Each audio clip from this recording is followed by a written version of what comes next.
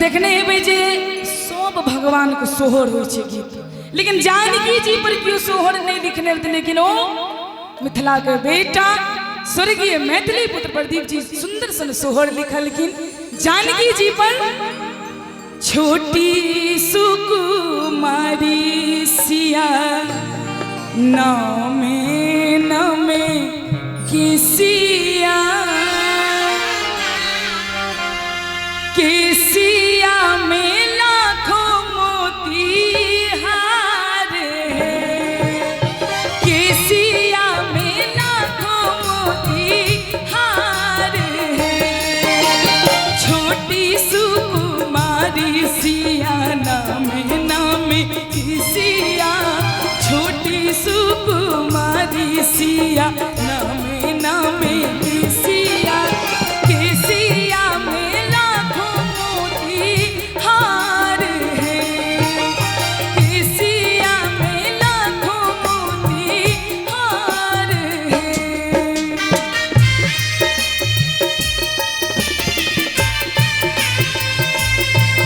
जय हो।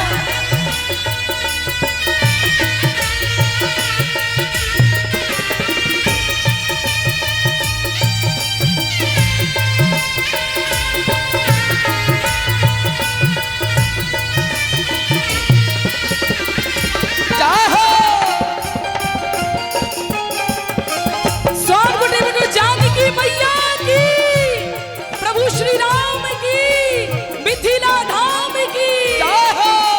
सुंदर सीता देखे छबरल किसिया, सुंदर सीता देखे छबरल किसिया, किसिया में हीरा मोती हार है, किसिया में हीरा मोती हार है।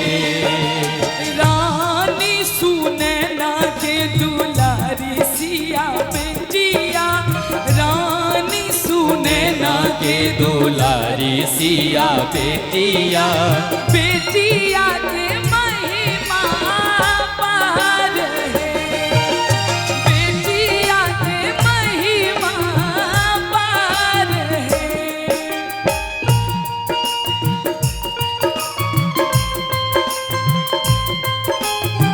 जय हो।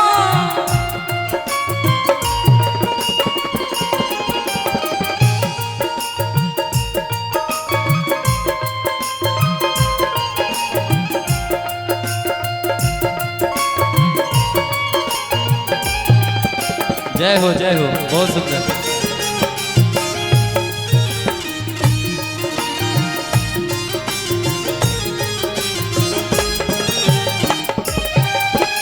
आयल बैसाख मास नवमी जोरिया, आयल बैसाख मास नवमी जोरिया, चाहू दिस समय सुखार है, चाहू दिस समय सुखार है।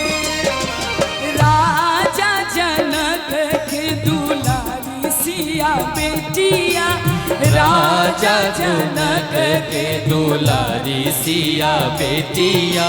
और एक बार मैथिली पुत्र प्रदीप जी के लिए एक बार हाथ उठा के सब गोटे एकदम ताली बजा के, सब गोटे दोनों हाथ उठा दियो उनकर सम्मान के लिए। बिल्कुल।